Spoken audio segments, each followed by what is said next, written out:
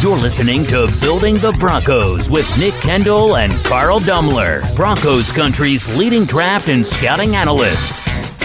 Get on over to milehighhuddle.com to sound off on all things Broncos. Welcome in, everyone. We're just going to give the feet a second to breathe here. And all right, we're all logged in and ready to go. And just wanted to say welcome in to Building the Broncos. I'm your host, Carl Dumler. And, of course, joining me is Mr. Nick Kendell. Nick, how you doing, buddy?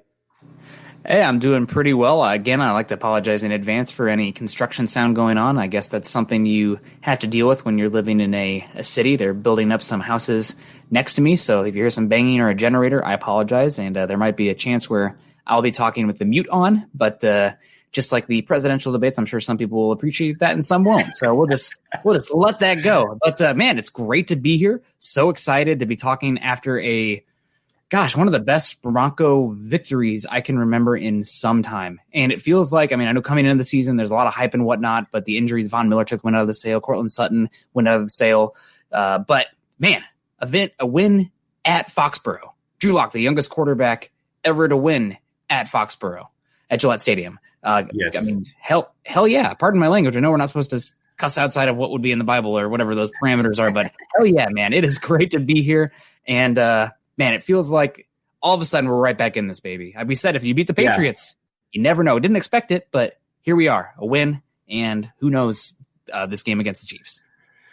It's been fun the last 2 days trying to listen to the national media people figure out how the Broncos did that. And I keep thinking about it. Really, that was as close of a game as it could have been considering how the Broncos played. Yeah, they tried to give it away. They did. They outplayed the Patriots by a large amount there. So it was nice to see them be pretty dominant other than in a couple areas that mattered. And hopefully they can figure some of those things out. But no, overall, good to see what they did. Shut Cam up once again, although we did see him dive on a fumble. He's grown as a player, see? Good for him. Yeah, good for him getting his own fumbles. But no, it was fun to watch and good to see the Broncos kind of right back into things. It's 2 weeks ago, we were kind of talking about, oh man, this season's going down the tank pretty quick. And now all of a sudden, well, maybe they stand a chance to get back into this. So nice to see. But before we get to our Broncos conversation, I want to let everyone know that our live stream podcast is brought to you by sportsbetting.com. Broncos country, gambling is now legal in the state of Colorado. And here's what makes sportsbetting.com a no-brainer for all sports fans. Sharp odds and low juice, they have in-house bookmakers. They're not a third-party provider of odds, reduced juice, best prices, hassle-free bonuses, means the bonus money is yours after you bet it one time. Other sites sometimes will take that 5 to 30 times. They have 24/7 live customer support and always a real person in the U.S. And here's the kicker. At sportsbetting.com/milehighhuddle, you can get 100% risk-free week of sports betting up to $1,000. Not just one bet, but all of your bets. Play for a week, and if your losses exceed your winnings at the end of the week, sportsbetting.com/milehighhuddle will cover 100% of the difference up to $1,000 with a one-time rollover. So head on over to sports betting at www.sportsbetting.com/milehighhuddle. That's sportsbetting.com/milehighhuddle and capitalize on a risk-free week of sports betting up to $1,000. And of course, make sure that you're following us on Twitter. You can find me at Carl Dumler MHH and Nick at Nick Kendell MHH. And of course, the Twitter, our podcast account at BTB Football Pod. And make sure wherever you're joining us here, wherever you listen, make sure you subscribe and click the like buttons for us here today as much as you possibly can. And of course, make sure you head on over to milehighhuddle.com, an affiliate of Sports Illustrated, where we have some incredible content for you out there. This is the Overtime Podcast Network. Broncos country, who would have ever guessed that saving the world, making a difference, saving America's rivers would have been as easy as kicking back with your favorite Coors Seltzer? Listen up. Coors Seltzer is launching the world's easiest volunteer program. So whatever you're doing, The way it works is by simply cracking open a can of Coors Seltzer, you are volunteering. And here's why that's important. Our waterways are currently at risk, gang. And you all know that. 80% of America's rivers, believe it or not, are drying up. Through a partnership with Change the Course, Coors Seltzer is helping to protect and restore America's rivers.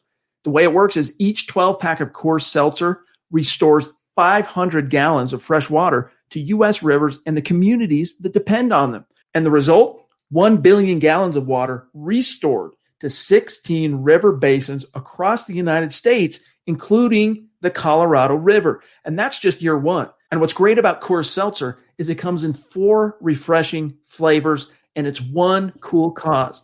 Enjoy naturally flavored black cherry, mango, lemon lime, and grapefruit. And the specs are in, gang. Coors Seltzer is 4.5% ABV and only 90 calories. Wow, Chad. Watching the ups and downs of the Broncos upset over the Patriots was thrilling enough. But having my Coors Seltzer in hand made it an unforgettable and refreshing experience that I won't soon forget. Well said, my friend. So join the world's easiest volunteer program. By simply drinking Coors Seltzer, you can volunteer to restore America's rivers. You buy Coors Seltzer, you help restore 500 gallons of water into America's rivers. It's that simple. So visit CoorsSeltzer.com and find a Coors Seltzer near you. That's CoorsSeltzer.com. For every 12-pack sold through 8/31/2021, Coors will purchase services from Change the Course to restore 500 gallons of fresh river water. Details at CoorsSeltzer.com. Celebrate responsibly. Coors Brewing Company, Fort Worth, Texas. All right, Nick. Amen. Yeah. But, all right, so we're in this. Yeah, I know. Carl preaching gambling. Oh, the irony. But it's there. Did you ever see The Leftovers? The show The Leftovers on HBO? Okay, I don't want to give anything away, but there's an interesting creature dynamic there, and he follows a vision and wins a lot of money gambling. So if you haven't seen it, The Leftovers, worth a watch. Okay. A really good show. Okay. So all right. Well, we did want to talk about the game, and because there's plenty of good things to talk about. It's nice that it's harder to find players that had bad games than good games. Yes. That's always a good thing to see. And so I thought we'd just kind of jump into this, and those in our in the chat, make sure you're telling us who you thought were some of the MVPs of the game, other players that you think really need to step up. And yes, Bronx Legend coming in here before we get to all of our football stuff. Good dudes, best pod, hashtag state of being, hashtag DB for life. I might be a little biased, but I agree. I can't say because I'm on multiple shows, but Carl, I love the hell out of you. So that's appreciate that, Bronx. Good to see you, man. I feel like it's been a second. We also got Pabby in the house. We saw Duke was in here, Terry Randall, Holden Adams, Charlie. We got David Crespin, Joey Grubbs. Yeah, we got a lot of the people. It's a Facebook user. Sometimes when you Facebook folks, it just says Facebook user. So we still appreciate you out there. We don't know exactly who that is. We got no Wayman coming in. I like the name. And Charlie Beagle, of course. Oh, yeah, you said Charlie. So, Dalen Vamp also. So we got a lot of the OGs in the house. Really do appreciate you guys. So first off, Carl, stock up for me. I think the guy that we have Joey Grubbs coming in. The MVP of the game was Reed. I thought Reed had a good game, but how could you say the MVP wasn't the guy who scored all of the Broncos points? Brandon McManus. I believe now he is the all-time leader in multi 50-plus yard field goal games. So that's awesome. And also, coming into this year, we had some struggles beyond 50, anything within 49 plus or 49 minus, I guess, money. But now he's McMoney. Making his contract earnings and killing it right now. I know, he was the only time I can remember him being as conscious as he has been this season was the playoff run in 2015. But so far, Brandon McManus, man, he is doing great. Freaking 18 points because of him. Not what you want to see, really. You want to finish in the red zone a little bit, but 18 points, man, he killed it. So grateful we have a kicker who is McMoney, Vic. He was killing it, and great job. How often do you see teams try to be a little bit cheap? And they're like, you know what, we're paying this kicker big money, but there's kickers out there. We'll cut him. And then all of a sudden it just goes to absolute crap. The Bears come to the example. I followed a lot of the Bears for a while, actually, two of my friends out here in Seattle, big Bears fans. So the Bears, they had, who was the kicker? Robbie Gould for years. Robbie Gould, great kicker. Yep. And then they move on from him, and they've just been searching for a kicker since. So McManus, you don't love paying specialists big money, but my God, he's earning it right now. Got to be the guy to stock up. Just overall, I mean, hats off to him. He's been great. Yeah, I mean, you think about one. You could tell it was a little bit windy that day. Foxborough is one of the tougher places to kick. And the fact that he was, I mean, just down the middle almost every single time. I think his first one was the only one that wasn't straight down the middle. Yeah. He is confident. Did you see the unbuttoned shirt afterwards? Yes. That man, he has great confidence in himself. He's a funny dude. He's one of the more personable dudes. Yes. I like what he's bringing to the table. And you're right. That's a huge thing to have, especially with a young team that sometimes does struggle to get it into the end zone, that sometimes needs that kicker that's going to bail them out on some of these drives that end at the 30 or 35-yard line and need that 50-yarder. And so he is definitely tops in the league right now. He's top 1 to 2 kicker, and it's just so good to have him. We don't win that game without him. And I had to do a double take when they said in the game, like, oh, this is the first time we've seen Sam Martin today. But that can't be right. But I mean, and with the Broncos not scoring any touchdowns too, you'll take the positives with the negatives. Obviously they have red zone work to do, but they are moving the ball. And McManus was, when they couldn't finish it, which was often, I mean, baby steps, folks, baby steps. But he got so much, the Broncos were able to finish those drives with points and not giving the Patriots short field because of missed kicks. So, I mean, again, McManus, hats off, buddy, man. I got to, man. He was killer in that game. Definitely stock up. And man, hopefully there'll be more extra points going forward, but 6 for 6, incredible. We don't want to spend the whole episode talking kicker, but I mean, he really deserves to start the show.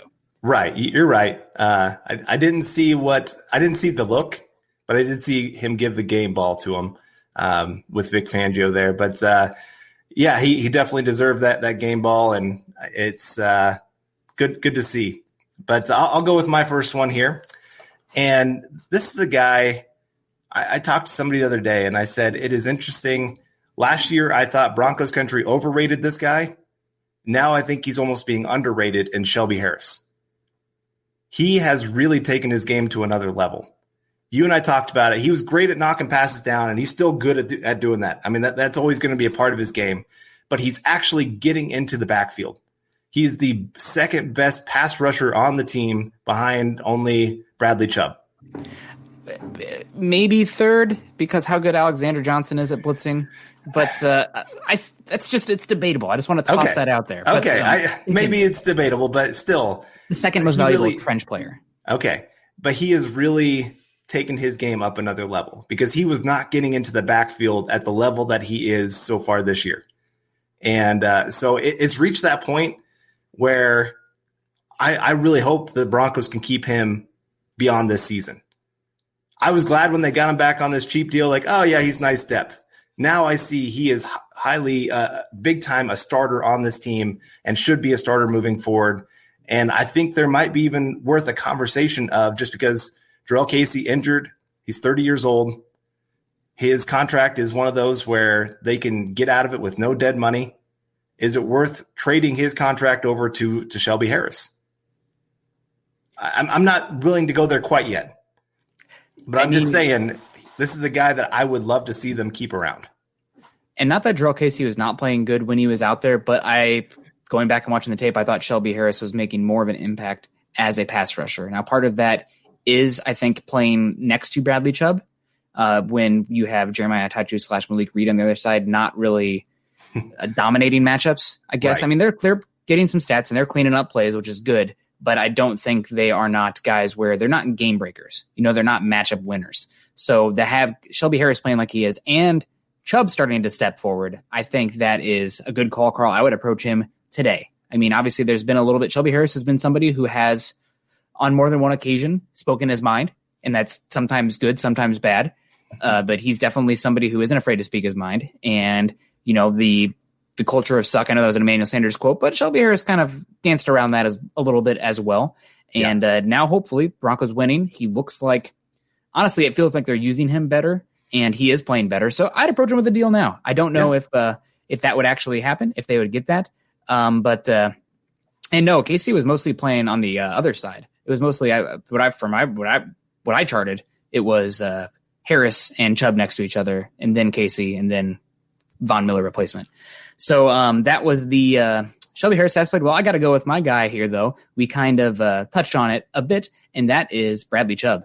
Man, welcome back, Bradley Chubb. I know that he came into the season very much questionable with that knee. His second injury to that knee in his career. He actually had one in high school as well. And he came about a little bit slow. He definitely looked a little bit ginger, but that's the rust. He had to kick off a little bit of rust. We were preaching patience. We knew that it was going to take a little bit of time. And also because he was the alpha rusher with Von Miller being out now. He's the guy. That's the one the teams are saying, you know what? Anybody else can beat us. We're not going to let the former fifth overall pick. But I think that he has been playing incredibly well. I would be remiss if I didn't mention that Illuminor went out and the Jets tackle situation was dreadful. Becton, he was grabbing his shoulder on each and every play. That does matter. I want to see Chubb keep it up, but he's winning like crazy right now. I think he has tied for the most pressures over the last 2 games for the Broncos, but that includes 3 weeks. That includes the bye week for the Broncos. So he's winning a lot. I would love to see the Broncos. I just really miss Von Miller because they're having to blitz a lot more to get pressure than you'd hope. But part of that is because the secondary is playing much better than we thought too. So I think big props to Bradley Chubb. He's taking steps forward, and he looks like a guy that you are going to prepare to allocate that Von Miller contract to Bradley Chubb when that time comes. He looks like he can be a guy you can build that pass rush around. Yep. No, I'm with you there. He is really, it's easy to see he's starting to trust that knee a lot more. He's driving off of it. He's getting low. He's using that power. That one arm one where he just oh my God, it just so strong. Yeah. That's this is where you're seeing the difference between Bradley Chubb and Von Miller of what they can bring in the pass rush. The long arm. Yes. Of Bradley Chubb just being able to just muscle a guy right into the quarterback's face with one arm. That's impressive. Yeah. That's that's tough to do. And very impressed with what he has brought to the table. He's been great against the run. That is not something that's talked about as much as it should be. His ability to hold up the edge. It's why the Broncos right now, according to PFF, are the best run defense in football. Yeah. And so, that's going to be big because Chiefs just ran for lots and lots of yards this last Monday. And so being able to stop that run with that front four is going to be huge. And Dalton Reisner, I guess I'll report on that a little bit. It sounds like he's very doubtful that he's going to play this week, and we'll see what happens moving forward. The Austin Schlottman experience continues, so I know that Bawana's excited about that. For some reason, Austin Schlottman speaks to Bawana's heart, so congratulations to you, Bawana. But I think that's Chubb's been playing great. Unfortunate Reisner is going to be out, but we got Isaiah 1227 coming in, Cali Bronco country. Good to see Isaiah. 8 total games for Locke. Everyone needs to pump the brakes and stop hating. Locke is going to get better with every game. Your thoughts, #MHHLove. There's definitely something to be said about that. I thought Locke actually played pretty well in this game. I probably would give him a B-. There's still the end of the game stuff, the 2 interceptions. There's still some mechanical stuff, but his teammates let him down a few times as well. And it was a game. Bill Belichick had 2 weeks to prepare for him going to Foxborough. That's a tough game for anybody. And they also got Stephon Gilmore back. So we will really find out about more about Drew Lock with each passing game. He should get a bit better. And the beautiful thing is, you saw the flashes, which is what you want. You saw a positive process, even though sometimes the outcome wasn't right. The Deshaun Hamilton drop comes immediately to mind. And it's stuff that he can work on while you're winning. They still got the dub. So it's all positive. Yeah, I saw him make a lot of positive decisions on where to go with the football. I know that he was aggressive. And sometimes the game to a fault, plan, but I'll take that. And I talked about it on the show with Eric this week, that the way to attack that cover one defense is to attack the deep corners, because you got the single high safety. That's where they have trouble getting to. So it means you got one-on-one matchups on the outside, and that's exactly where the Broncos attacked. And it should have been successful if guys could catch the football. If guys catch the football, we're having a completely different conversation about what that game looked like. It's a complete blowout. Probably Drew Lock doesn't throw those 2 interceptions at the end of the game because they're just running out the clock. And so there's just a lot of things that went bad against Drew Lock in this game. The stats definitely don't tell the whole picture. That's why we tell you don't be a box score scout because that doesn't get you very far. At the same time, you're right. There were some concerns. He had a couple throws that were into double, triple coverage that I'm sure he'd really like back. Had the miscommunication with Tim Patrick on the first interception. I'm thinking that's more on Tim Patrick than it is on him, just because usually when the team's bringing a blitz, you like to throw that back shoulder fade. And I think Tim Patrick made a bad read on that, but they'll work those things out. It just takes time. And, I mean, it is his first game back. So I'm not too worried yet. He's still got 11 more games to prove himself, and we should have a pretty good idea of what Drew Lock is by the end of the season, if he stays healthy. Yeah, no, you're absolutely right. And, I mean, there's injuries around him. You just have to be able to accept the ups and downs, and you want to see tangible progress. So, and the best thing is, I can say right now, not the best thing, but gosh, what a difference watching this Broncos team is with Drew Lock than without him. I know that, there were some Brett Rippon fans out there, but if you can't see how the offense is just completely different with him, I mean, Jeff Driscoll too, obviously, but the throws that they can make, the type of plays that they can run because of the talent of Lock, because of the mobility, because of the arm talent, because of the ad-lib ability, it just completely changes the offense. And it actually makes it enjoyable football to watch. I know it was only 18 points, but that was as an enjoyable of an 18 points I can remember. They're moving the ball, got to finish in the red zone. That's, if this was a playoff team or a team that was competing for a Super Bowl right now, which never say never, but then we'd be really harping about that red zone issues. But baby steps, baby. We're moving the football. It's not this 3-and-out, ugly football that we've been used to the past few years. They made plays. They were attacking vertically. They could do it, and that's without Noah Fant, Cortland Sutton, KJ Hamler, Melvin Gordon. So it's just, it's beautiful. I'm really pumped. I'm as excited about this team as I've been in a while. And that's, I know you don't want to get too excited about the single game because, the Kansas City game looms large and that could change things in a hurry, but it's just much more enjoyable football to watch. Right.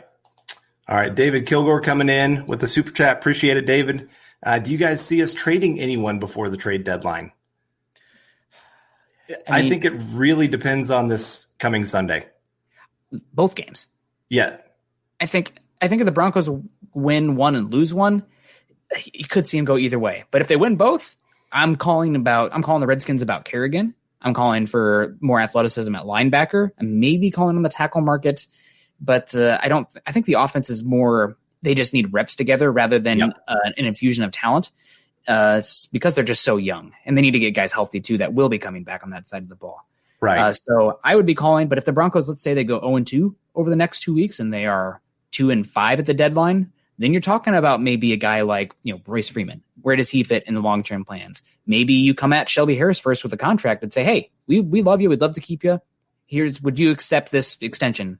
And he says no, then maybe you're shopping him. That's just stuff that you have to think about sitting at 2-5. The trade deadline is November 3rd. So it's after that Chargers game as well. So we got 2 weeks to see, but really right now, the Broncos season, it's almost like they're 0-0. The season hasn't even started yet. I know they're -1, but it could go either way still.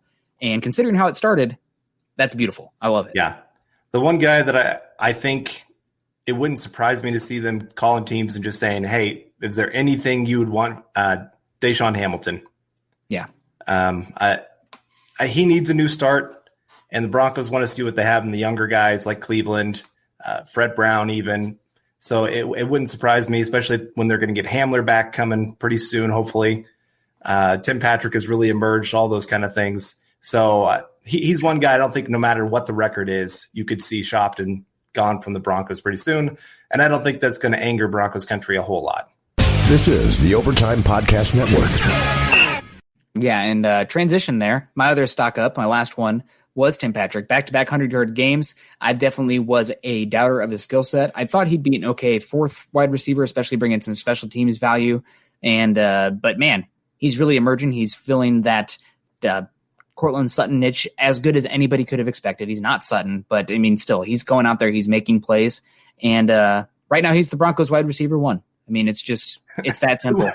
Who would have thought that at the beginning of the season? And that's the thing about football, right? It's just crazy. That's why you got to tune and watch the games, because as much as, the guys who know what they're talking, it's like the same with the draft, these teams know what they're talking about. The Giants took Andrew Thomas 4th overall with the other 3 big tackles behind him. Guess what? Andrew Thomas is splitting reps now with a 3rd round pick, and Wirfs, Becton, and Wills look like potential generational tackles. So there's a crazy amount of luck and variance in that. It's just, that's what makes football beautiful. Right. And I do think this is, again, where Tim Patrick is a great fit for the offense and is a great fit with Drew Lock. Yep. Now, he did have one of his games with Brett Rippon, so I just think that he is showing he makes the tough catches. He has that long speed to go down the sideline to make the big plays when they need them. And so, yeah, it's worked out well for both sides, and it's good to see. I mean, if you watched him in college, here's the thing. He was very talented in college, couldn't stay healthy. Got to the NFL, struggled to stay healthy. He's finally starting to get healthy and showing what he can bring to the table. I also think you're much more of a wide receiver, nuanced guy than I am myself. But something that I feel like I've noticed about him is that he is doing a much better job sinking his hips. And that is resulting in the ability to change direction. So he can stop in a soft area, or he can run a route that offers multiple different directions. And that's something you didn't really see from him so much earlier on. He was more of a straight line, height, weight, speed guy. So, yeah, I mean, so more. I was just going to say, when he first came to league, he pretty much ran two routes, the deep route and the comeback route. That's what a lot of college teams do with those kind of big, speedy guys like him. They like to either run them deep, or when they're playing off, really bring them back. And because they got the big body that can box out, they can go up with their hands, make the tough catch. They don't ask him to do a whole lot more than that. So now you're seeing him do some of those deep in routes. You're not seeing a whole lot of slants from him because he doesn't have that quick twitch like Judy does. He's just not that kind of guy. But you are seeing those deep in routes because, like you said, he's sinking his hips a lot better than he was before. He's able to make those turns, and it is really just revolutionized what he brings to the table.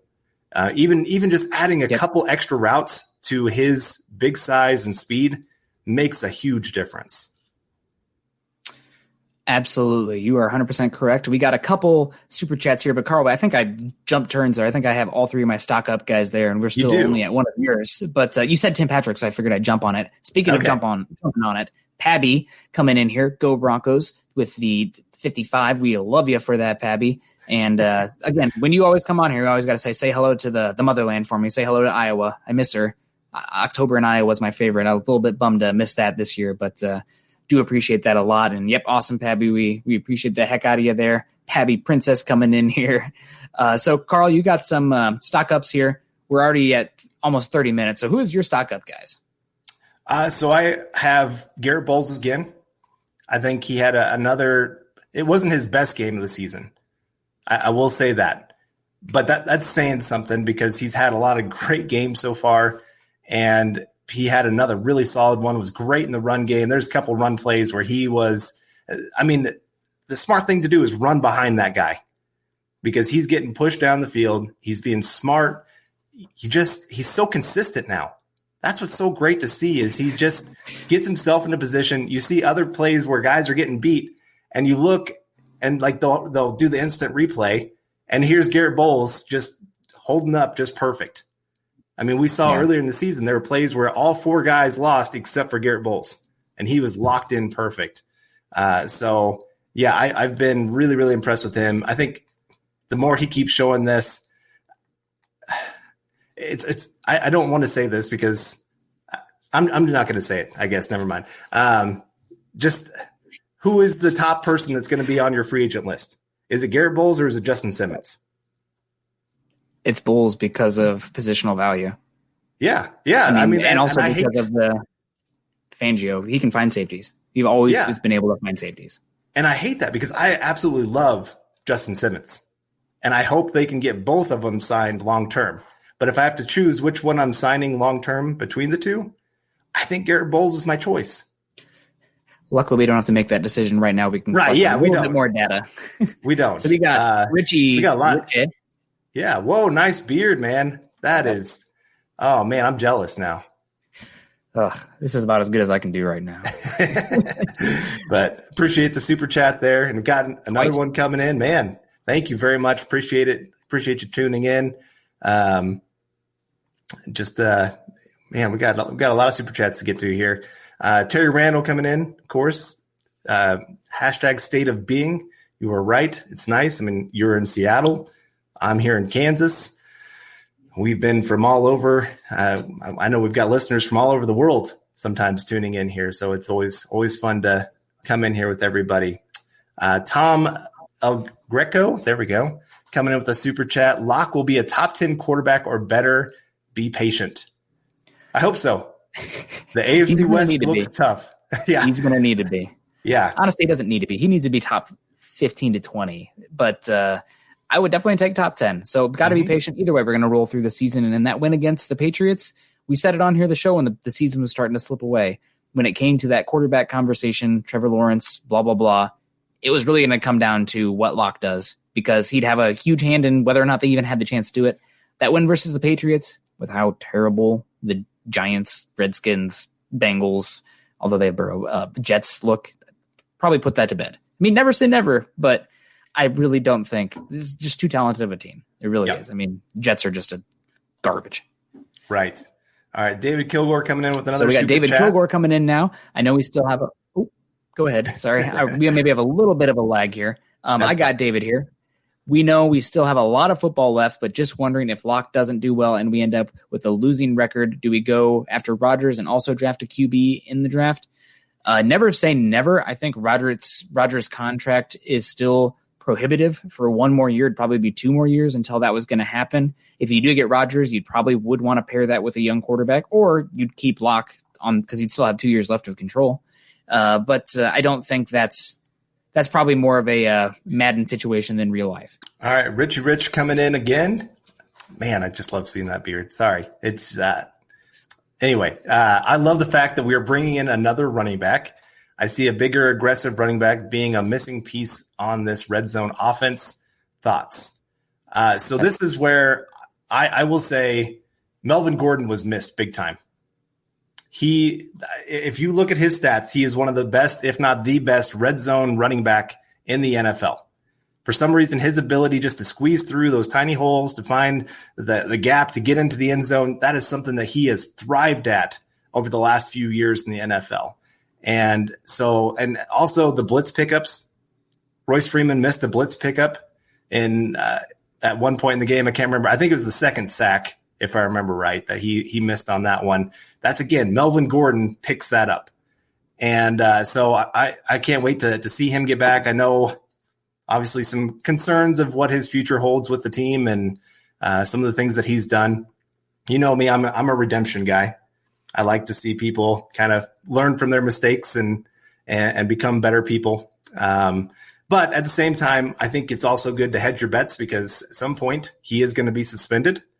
And so bringing in a guy that knows Locke, that knows the offense, I'll be for it. I'm fine with it.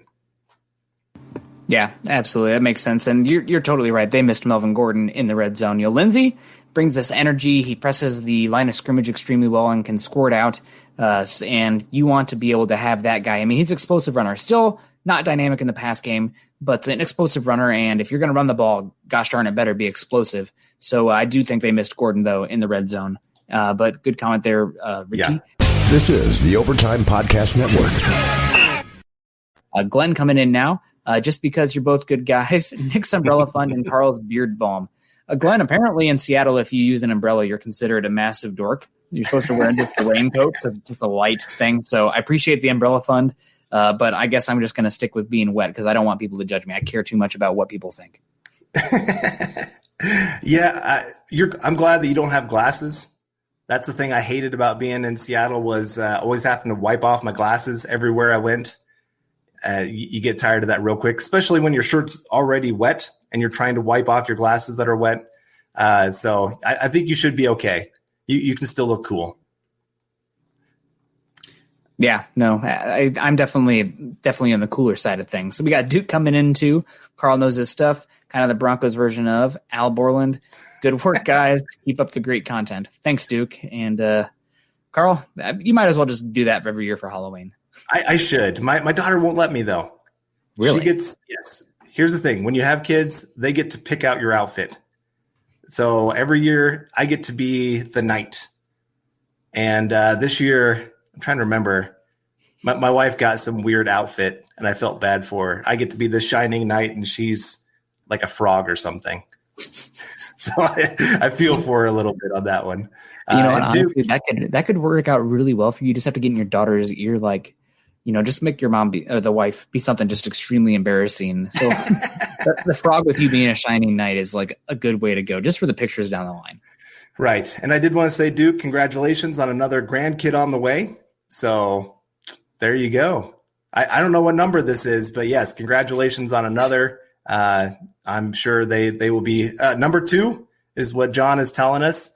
So yes, they are very blessed to have you as grandpa. Yeah. And we got Paul coming in. Paul, love you, Paul, man. I hope you're doing pretty well out there.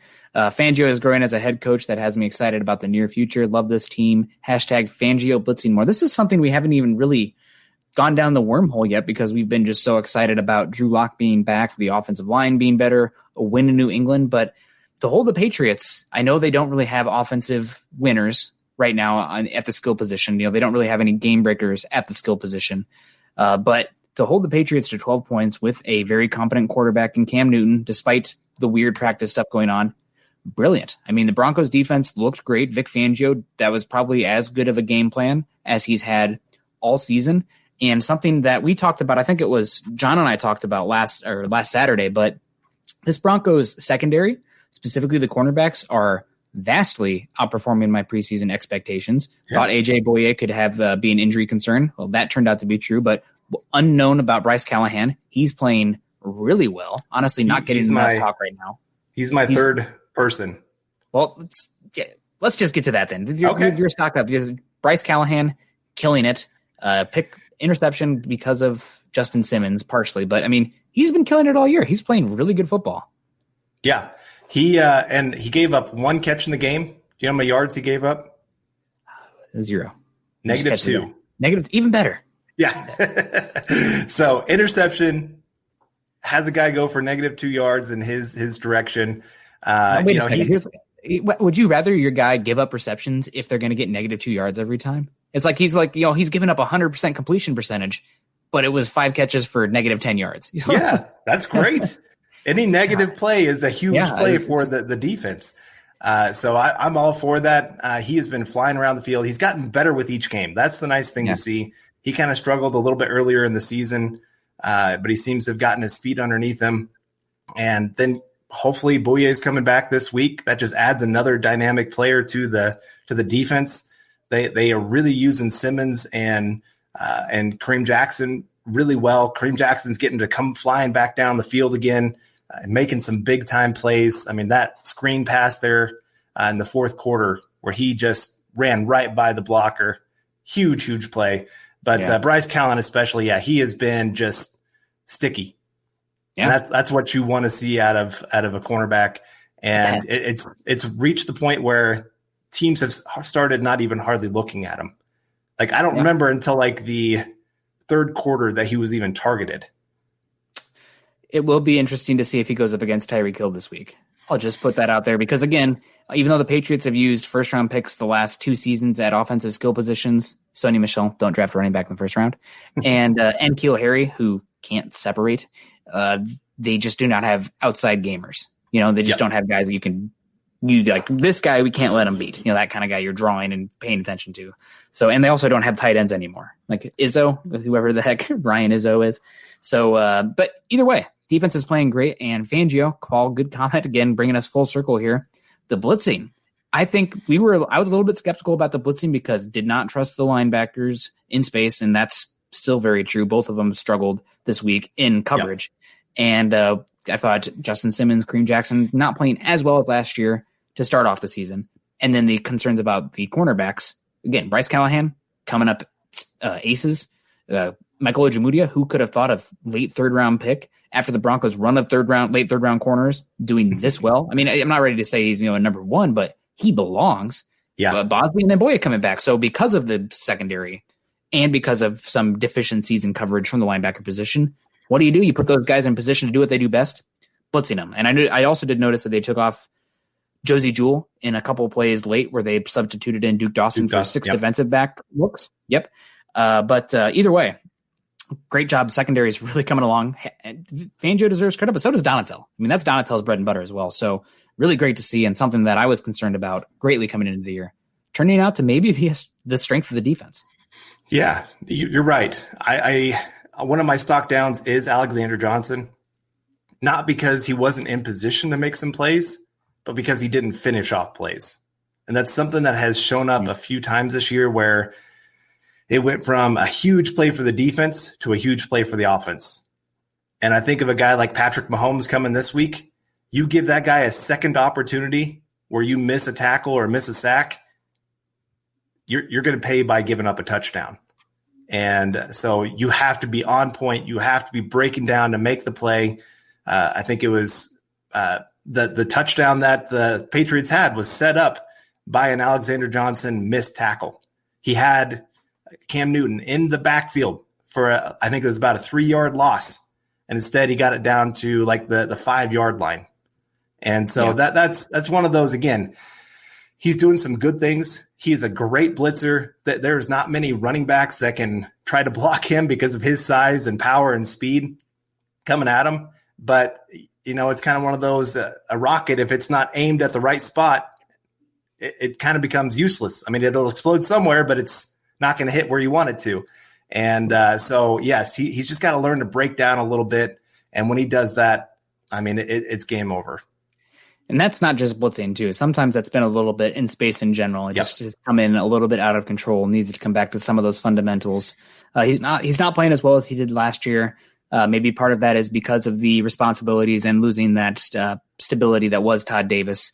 But I think he was the lowest graded Bronco in this game for the starters, if I recall. But the guy that I thought not a starter, but really struggled this week, Deshaun Hamilton. Yes, probably time to. They're not going to quit on him totally because he does bring some special teams value. He's a decent blocker also. But, I mean, the drops, the lack of explosiveness, which I don't know why they keep scheming him up to go get the ball vertically. It just doesn't make sense to me. But Deshaun Hamilton definitely stocked down. And the other guy stocked down, it's not as much his fault as it is another guy potentially coming of age and showing he belongs. That's Jake Butt. A lot of people will poop on Nick Vannett, and rightfully so, but Nick Vannett was doing pretty darn good job blocking on the edge this week, especially in more power-oriented schemes. But I think that Jake Butt, I mean, who are you going to get rid of? I mean, Beck's probably your only real fullback type, and Vannett's definitely your best blocker, and then you have Noah Fant and Alberto. I mean, when it comes down to the math, it seems like Jake Butt is the guy who's going to be on the drawing the short straw. He could be. He's got... With Noah Fant being out, he's kind of a nice substitute to run a lot of the things that Noah Fant ran. He's not as good as Noah Fant, obviously. Oh. And even before his injury in college, he was not as good as Noah Fant. But at least athletically gifted-wise. Just, you're right. Other guys bring a little bit more versatility or bring a different kind of skill set than the top guys that the Broncos have right now. And so, but my last guy, I'll go with Jerry Jeudy. Just... You look at some of these other guys. I mean, this last week, Henry Ruggs came up with a huge catch for the Raiders when they were playing the Chiefs. I guess they didn't play the Chiefs this last week, but 2 weeks the week before that, 2 weeks ago, where they threw it up and it was a 50-50 ball. And this guy's got to go get it. Henry Ruggs came up with it. Jerry Jeudy, right there at the beginning of the game, could really set the tone for the rest of the game. And I know it wasn't the easiest catch. I'm not trying to say he has to come up with that 100% of the time, but we're seeing this pattern over and over again with this guy that he is struggling to make those clutch plays when they need them. And with him being first-round wide receiver, being the guy that, especially when Cortland Sutton went down, everybody's like, okay, Jerry Jeudy's got to be the guy. He has not stepped up into that role. And we just can't have him making those drops. Now, he has been open other times that the ball has not gotten to him. He is still a great route runner. He's still getting himself open. And when KJ Hamler comes back and Noah Fant comes back and takes some attention away from him, I think he'll be fine. But just, again, this game should have been put away a long time ago, and Jerry Jeudy was part of the reason that they didn't.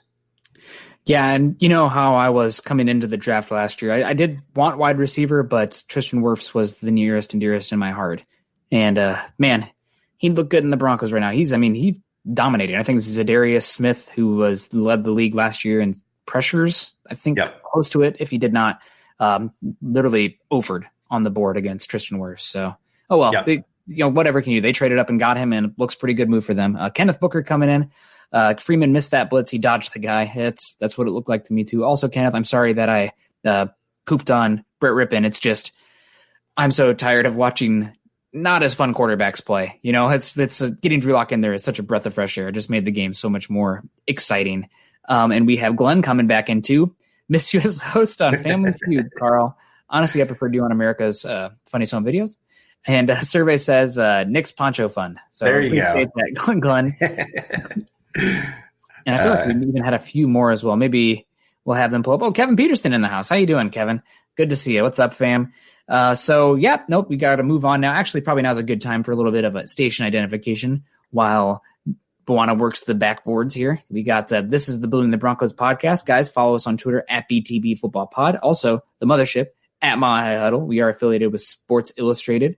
Guys, if you like our swag here, and you want another way to support us, go to huddleuppod.com to get your swag on. We don't just have hats. We have shirts. We have gaiters as well. So that's really great. And also, guys, go to Facebook. Go to facebook.com/Mile High Huddle and become a supporter. Join our group there. Like us on there. Join the super fans group on Facebook. We have a lot of good conversation going on there. A lot of fun. Sometimes, there's a little bit of a outlandish conversation as well, but you're going to get that with Facebook. But guess what? We're going to come in and save the day when we can. We'll come in and talk a little bit. Facebook, the social dilemma, I saw it. A lot of people have seen it. Guess what? They got me. I'm full in. The Facebook, I'm addicted. But that's the way to go. So, that's Nick's way of saying logging off at the 45-minute mark. Duke, I guarantee you we are going to stick around until the full 55th minute. At least we can't go longer than an hour because of the system. But we got Jaeger Mark coming in, or Jaeger Mark maybe, 69. There you go. Nice. Paige Green should make the ultimate sacrifice to divorce John. John should marry winner of the Poland Lottery.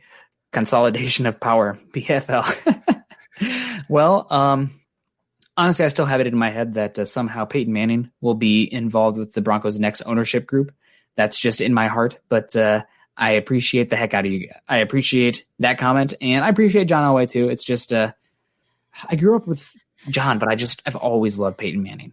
I love Peyton Manning, except when he would spank the Broncos' butts. Like I remember him killing Lenny Walls a few games in the playoffs, or whoever the fifth Broncos cornerback was, but I always love Peyton. He's my GOAT. Yeah. Say what you will about Tom Brady. Peyton Manning's my GOAT. Yeah, there's no one that could outthink anybody else more than Peyton Manning. Here in Denver, his arm was downright dead. Yeah. And the guy still outthought people to an MVP season. How crazy is that? We'll see how that whole Bolin ownership thing plays out. I'll just say personally, I'm not sure that I want a Bolin owning the team. It's just already led to enough controversy as is. And as much as I love Pat Bolin and what he has done for the Broncos, I also would kind of like an owner that has a little bit more cash available for some of these deals that the Broncos are kind of missing out on. We could get into the whole how contracts work conversation. It gets kind of boring, so I won't bore you with that too much. But honestly, don't you think that it sucks, but like his kids and everything almost sully his legacy a little bit? So like the sooner that you could have that book closed, the better like Bolin's legacy would be. It's not Pat Bolin's fault. Obviously, you can't choose your kids, but it's just this whole thing, and it's not all the kids also, but this whole thing has just muddied it, and it's really sad. Yeah. Duke coming in here with a great comment. So I was in our chat earlier talking about this very thing. So everybody's kind of wondering, what did the Raiders do compared to other teams? One of the things that they did, especially in the second half of the game, was they dedicated a spy. It was usually, what was his name? Arden Key. That's who it was. Mm-hmm. They would spy Mahomes. So they would rush three and then just have Arden Key kind of sit back there waiting to see where Mahomes was kind of going. And then when he started trying to break out of the pocket, Arden Key would come in to really force him either back into the pocket or make the play himself. I have said this over and over again, that the weakness of Patrick Mahomes is him having to work the entire game from the structure of the play. Patience. His best work, obviously, is when he can escape the pocket, wait for his athletic players to get down the field because nobody can cover them longer than about 4 seconds on a regular basis, and somebody's going to get open. And so then he gets the big plays down the field. It's why they can get the big chunks. It's why you can be up 28 points and still not feel very comfortable against them, because he can go score in a hurry. And the 49ers in the Super Bowl, they did a great job in the first half of forcing him to stay in the pocket. Second half, he escaped a few times, got the big chunk plays, all of a sudden got them back into the game.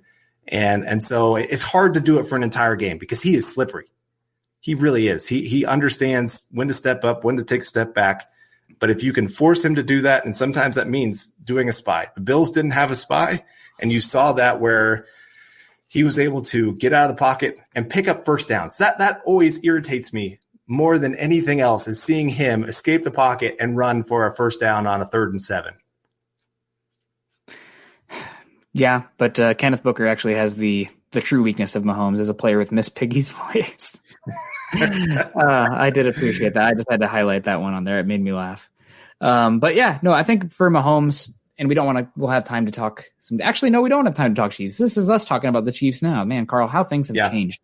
But the thing that I'm concerned about most with the Chiefs is obviously Patrick Mahomes is the straw that stirs the drink, but I really don't think, and it's the same thing every year. I know, but even more so this year than last year, I feel like the Broncos don't have an answer for Travis Kelce. And I'm not sure, what is that? Something's going to have to give. Are the Broncos going to continue blitzing, leaving one-on-one coverage with Kelce versus either Josie Jewell or, maybe Alexander Johnson and some? Are they going to run 6 DBs and then subject themselves to Clyde Edwards-Helaire and potential Le'Veon Bell? So, and also just how well it's been working. Is it going to continue to work against Mahomes, who's a good quarterback? And you also don't have to make him be as patient when you are blitzing because the reads are simpler. It's not that, what is it? So I can't remember what the name of the defense is, but when you drop those guys back, you're just literally rushing 2 or 3, kind of a contained defense. So it's going to be interesting to see how it plays out. And I'm not sure exactly what the spread is yet. I like to wait until a little bit closer in the week to see who's healthy, who's going to play. But getting Noah Fant back, maybe go some 12 personnel. That warms my Iowa Hawkeye heart to its core. And put those Chiefs linebackers, which are a weakness, in a position of, that hurts me to say as an Iowa fan too, because they have 2 Iowa Hawkeyes at linebacker for the Chiefs. But I think that's an area where I'd be looking to attack and exploit. Yeah, I'm with you there. You got the huge size and speed advantage there with Alberto and let me just say Okwe-Benam, because they couldn't. Yeah, since they could not say it on the broadcast. I think they said it probably about 7 or 8 different ways, and it got bad. And then Risner instead of Reisner. Yeah, there's some of them that like Okuweg, but I can't even. I'm getting tongue tied now. Okuweg-Benam is there's a little bit of understandable. I can understand that a little bit. I'm struggling with it now, but if you can't say the Broncos' 2nd round pick from last year, come on. Right, They're still getting all the Pats guys right, of course. But I know. You could tell they didn't research the Broncos quite as much as they did the Pats. And they could not stop tripping over themselves to make every excuse in the entire book for the Patriots. I'll just say that. I know that we don't want to be the little guy here. Oh, they love the Patriots. That was getting freaking annoying. Guess who else had a freaking weird week where they couldn't get ready for the game and missed a bye week, arguably? The Denver Broncos. Guess who won? It didn't matter. The Broncos. Now, that being said, also, I think that's time to kind of reevaluate and kind of reset things. Offensive line looked better, getting Drew Lock a little bit more time to get out there. I think gave another more time for Fangio to come up with a great game plan for Cam Newton. So maybe it worked out for the Broncos, but gosh, dang it. Those announcers could not stop making excuses for the Pats. Right. No, the Broncos used that time well. That's the great thing to see, is that they didn't let it become a distraction. Instead, they said, all right, you're going to give us 17 days. We're going to fix the offensive line. Lloyd Cushenberry had his best game, and it wasn't even close. Obviously, Dotson had a good game. Bowles had a good game. Glasgow, other than a couple plays, had a good game. Unfortunately, his bad plays were really bad plays. And then Reisner, it was his best game. It still had some struggles along the way, and we'll see on that. Schlottman had a pretty decent game coming in. It was Glasgow's best game so far. Yeah. So, good to see those guys starting to click a little bit together. And the Patriots, I know some people say they didn't have a great pass rush. like some of the teams that we've played of the Steelers and Tampa Bay and stuff like that. But they still had a decent pass rush. They were still a top 10 pass rushing team in the NFL. Yeah, and it's not like they don't have the winners that the other teams Broncos have had played so far. And also that's something that I want to talk about before we get out of here too, is that this Broncos team is those 3 wins, the farther we get into the season, or the 3 losses to start the year, are looking more and more, easier to palate or more palatable. You have the Tennessee Titans, 5-0. They played a close game last week against the Texans, but 5-0 is 5-0. They lost Taylor Lewan for the season, so that's going to be a big loss, but we'll see about that. Pittsburgh absolutely put on a major shellacking of the Cleveland Browns, enough to the point where Case Keenum got in there and relieving for Baker Mayfield. And then the Tampa Bay Bucks, who have lost 2 games, granted one against the Saints week 1, I think the Sunday night or Monday night week 1, and then one against the surprisingly good Bears, who have a good defense this year. They're playing kind of like the old Bears, and guess what? When you have a quarterback who's not killing you like Mitch Trubisky and you have a good defense, you can win some games. Yep. So right now, and then we saw what Tampa Bay did to the gosh darn Packers this week. It looked like the Packers were rolling, and all of a sudden, wham, Bucks are up like 31-10 or something. So I think that those 3 losses, while they hurt in the moment, those are 3 really good teams, and the Broncos had they needed time to gel, especially on the offense. We're already seeing it. Offensive line, Drew Lock out there, and there's guys missing now. But those 3 games, again, losses suck in the moment, but I feel so much better about them looking back. And considering how many injuries the Broncos had, every excuse that they have, this is a much more talented team than people think. Right. No, I'm with you. I think they can look back at those games and feel really good about what they were able to show. Yeah. Like I said, the fact that they hung with them, there we go. Even like the Steelers having to play a backup quarterback for most of the game and being able to fight back into that one, and really came down to 4th down goal line kind of play, and unfortunately took the sack there instead of throwing it up. But it was really, really close. Could have gone either way. Titans game obviously finished in the last 17 seconds with them kicking that last second field goal. So yeah, they have to feel really good about where they're at. Unfortunately kind of dug themselves in a hole, and they have to really dig themselves out and probably steal a couple games like this one against the Chiefs at home.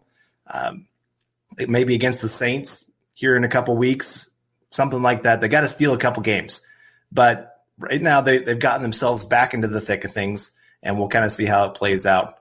Glenn Hauser coming in here. Maybe AMC buys the Broncos. They'll still be owned by the Bolins folks. Hashtag dad jokes. Hashtag state of being. Hashtag it is spelled Poncho. Dummy. Hashtag an upset this week is thumbs up. Gosh, I really do hope that we do see a win this week versus the Patriots. The last time the Broncos defeated the Kansas City Chiefs, week 2, 2015. I remember you, Carl, you said that you had neighbors or something that they took down their Chiefs flag that night after that game happened. You could hear them screaming from inside their house, inside our house. The best play that Jamal Charles ever made for the Broncos. Yeah. Even though he's fine with them. That was easily the best play they ever made. And that game, the Broncos lose that game. They don't have the number 1 overall seed. They maybe don't go on to win the Super Bowl. Who the hell knows? It's crazy how little something like that can change the course of history. I'm trying to get the David's comment up here. I don't know why it's not coming up. I'm not sure. But anyway, that's we got to get out of here pretty soon, guys. We do appreciate the heck out of you. Carl, any last thoughts, guys, who impressed you in this game? Guys, for the first half of the season that you were lower on than you should have been with hindsight. That I was lower on for this season? Yeah, a guy, somebody who surprised you overall this season, somebody who's like, wow, you know what? I'm going to eat my crow right now. Somebody I was not expecting to play this well has come out and made me look foolish. Well, Shelby Harris. Shelby Harris. Easily that guy. Like I said, I think last season, Broncos country overrated him. He made a couple big plays, and he made the splash plays, the Steelers game a couple years ago where he makes the interception and hand fill the ball more. But I really had a problem with him because a lot of people were talking like, go pay this guy that $10 million a year kind of contract. And I just didn't see it. Yes, he knocked down some passes, but I need a guy, if I'm going to pay him $10 million or more at the defensive line position, to be able to get after the quarterback.